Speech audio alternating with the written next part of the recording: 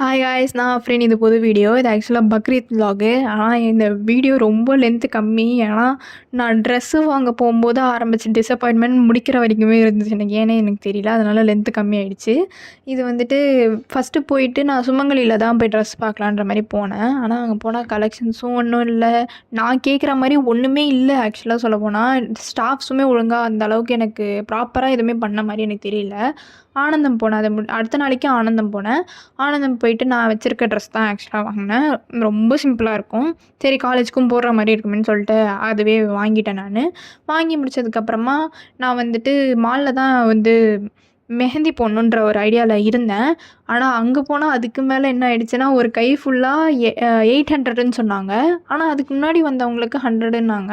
அது எப்படின்னாக்கா, நான் சொல்கிற டிசைனுக்கு அவங்க ஒரு ரேட் வைக்கிறாங்க. இதே அவங்க போடுறதா இருந்துச்சுனாக்கா அதுக்கு கம்மியாக தான் வைக்கிறாங்க.